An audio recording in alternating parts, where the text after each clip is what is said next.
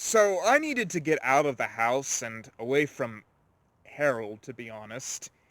And I thought I'd go ahead and take you all to the woods where Corey, Seth, and I used to play in all the time. This is an episode meant more for me than for you, but you all might as well tag along.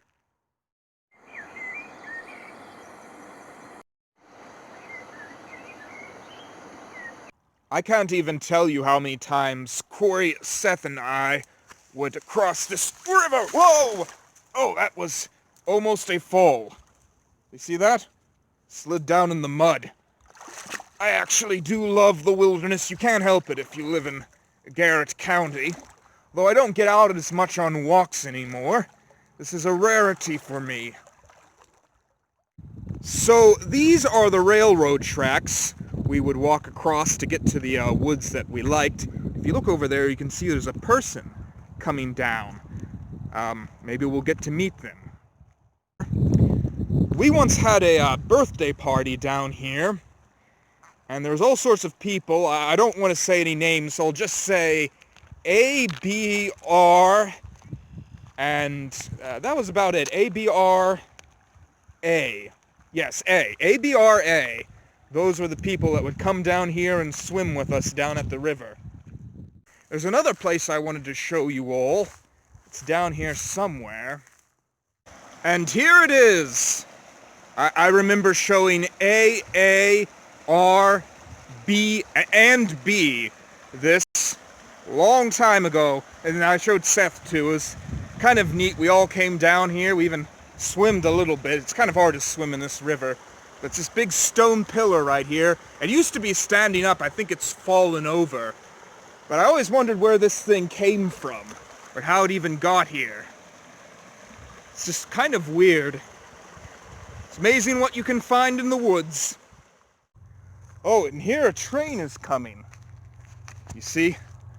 I remember one time we were down here in the woods, and I'll have to tell you the story once the train passed, but I think it's kind of interesting. Hold on one second.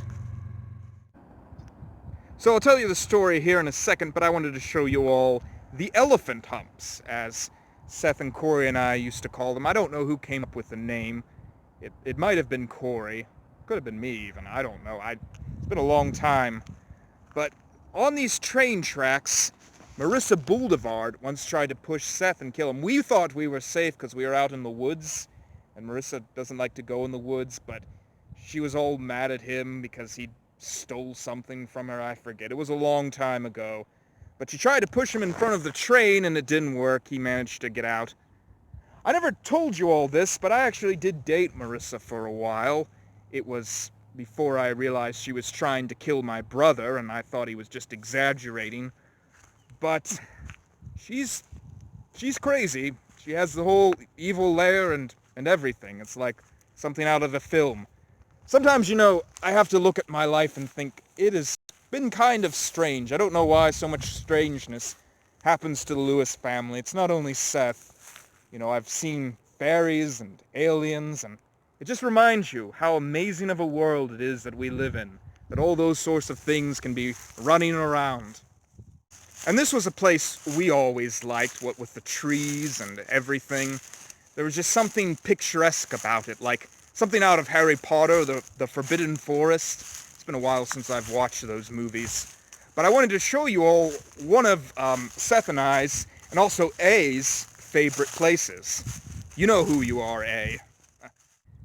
And here it is. This is the place where Seth and I and A used to love to film because it was such a wide expanse here, a perfect place to set the camera down right next to the river and you could see it. We even shot the April Fool's Day episode here in one part of that episode. It was odd. He said it was a joke, so it didn't really matter how odd it was. But Harold in that episode had a little bit too much fun, I thought.